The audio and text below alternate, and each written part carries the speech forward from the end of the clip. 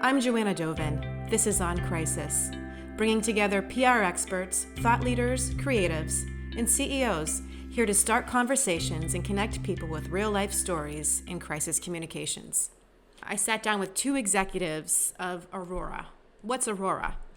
If you don't know, you soon will find out that this company is doing big things as we leap forward to a new world in self-driving technology or autonomous vehicles, or as some call it, robot vehicles.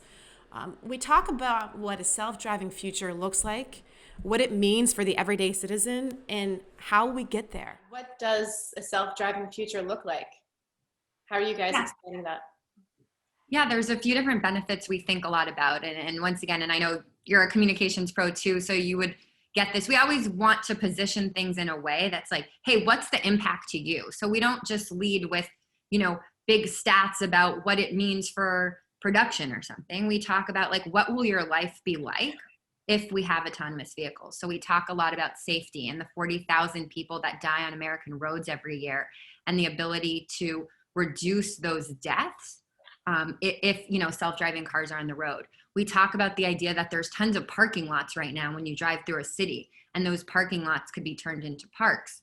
We also think a lot about autonomous goods delivery, the transportation of vaccines, which is obviously very important right now, or the movement of foods or personal protection equipment. All those things we saw this year, especially how important the supply chain was and the movement of goods.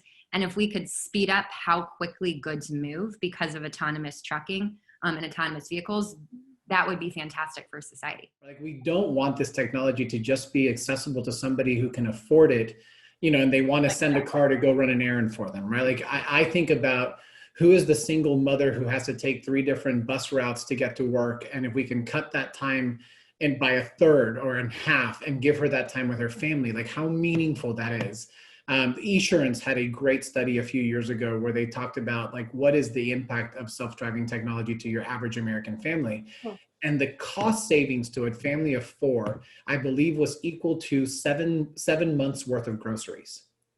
Right. So like, if you start to put real data and real numbers behind that, the impact to families when we can make this technology accessible to everybody. What's the next step in that with regard to what your work in Pennsylvania? I think we're going to have to we're going to have to work with the legislature, right? Like, we're working really closely with PennDOT to create what those guidelines could look like and what it is that the legislature needs to do in order to allow for these vehicles to be able to be deployed. But under PennDOT's current interpretation right now, we cannot remove the human driver from the vehicle whenever we believe it's safe to do so, right? Like, our commitment to our cities, to our employees, to all of our partners is we will never remove the human driver from behind the wheel of a vehicle until we believe that it is safe enough to do so. So today, every single one of our cars has 2 safety drivers in them at all times. Any one employee at the company can shut down the entire fleet if they have any concerns from a safety perspective, right? Like, again, safety is really important to everything that we do. But we also don't want to be in a position here in Pennsylvania that whenever we get the technology to that place where we believe it is safe enough to do so, that we're not going to be able to do so because the laws don't allow us to do it. Whereas there are other states that do allow for that to happen already. So our goal is to work with the legislature and government to create that path to commercialization so that we can bring this technology to market and be able to deploy it here in Pennsylvania. How important has it been for you to sort of over communicate versus kind of laying low and just letting the scientists and the engineers kind of do their job? Yeah, I think there's a lot of interesting points there. One is the idea that it's not just touting a brand, but it's really defining an industry. And you saw that at Square, where before we could tell people that they should swipe their card with Square, we had to teach them about the concept of mobile payments. And safety was a big part of that because people were reticent to just swipe their card at a farmer's market if they didn't understand what the technology was. And it's similar at Aurora. Before we even tell people that Aurora is the company positioned to be the leader in the self-driving space, we actually have to tell people what a self-driving future might look like. And so I think that makes this job really challenging, but really exciting. I think about if you're at Nike, for example, you absolutely have a lot of brand and communications work to do, telling people that Nike is the best running shoe. But what you don't have to do is introduce the concept of a running shoe.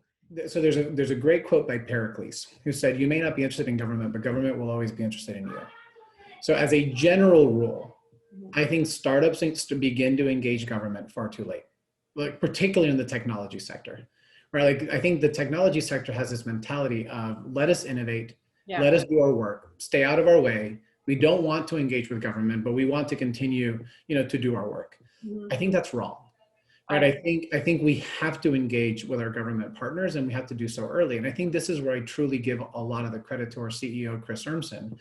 Chris has done this already once with Waymo. He was the founder of the Google self-driving car project. He came out of CMU. He won the DARPA challenges. He's been in this industry, over 20 years. So he understands the work that has to happen for us to be able to deploy this technology. And he has chosen to invest in our teams and to invest in the growth of our teams as we continue to grow and scale as a company so that we can do this correctly and we can engage with government in a really meaningful way. You need to bring people along on your journey. That can feel scary. And I think that, your instinct might be like, hey, let me just put my head down and work, but perception becomes reality, and you need to engage stakeholders, and you need to do so early.